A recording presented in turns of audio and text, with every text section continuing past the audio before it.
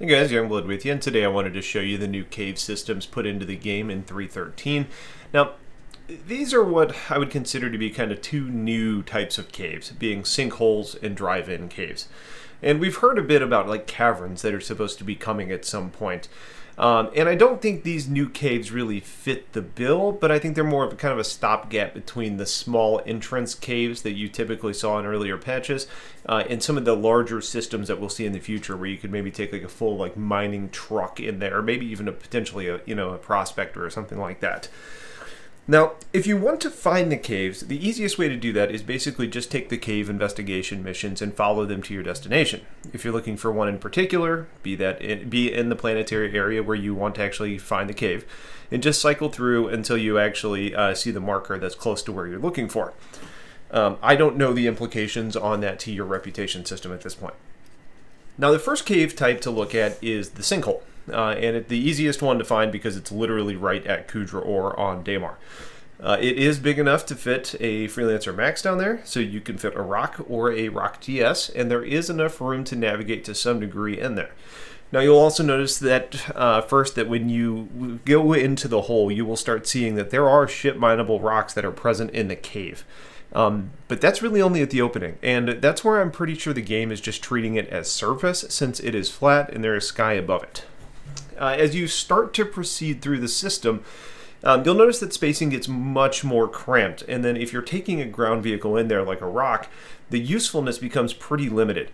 The terrain is very rough, and the majority of what I've seen down there is actually hand mineable sized rocks, so it doesn't really seem worth it to bring the driving vehicle in at this point. I have found some rock-sized mineable rocks in there, so it's not useless, but it just takes a long time. And I've made my way around through this cave quite a bit, and there are some pretty cool areas overall. The other cave type, the drive-in cave, I may be naming that poorly, because I've seen one of these on the side of a mountain as well, where you couldn't really drive in, but you could fly a ship in, and then, whatever. So maybe we call it a fly-in. But regardless, the best example of this one is really about 20 kilometers behind New Babbage Spaceport, and it's pretty easy to find. It's almost back to one of the towers that has the blinking red lights up in the air. It is hard to find at night and if there is a snowstorm, but again, you can use the investigation mission to help you find it. The cave is really located at the base of the mountain at ground level, and you can actually drive a rock or a DS down into that cave system to do some mining.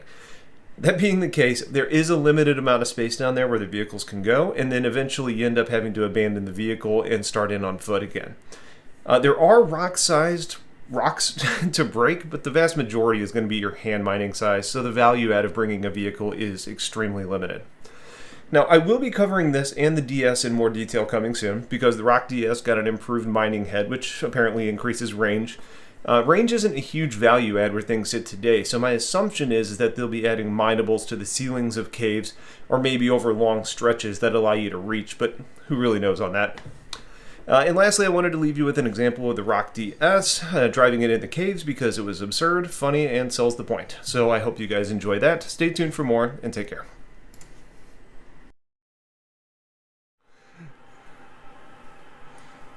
Aren't you so glad it brought us to the entrance to hell? Oh my god.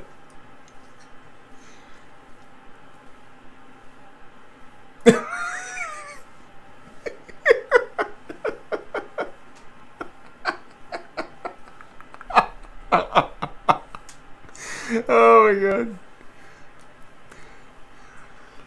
I can't.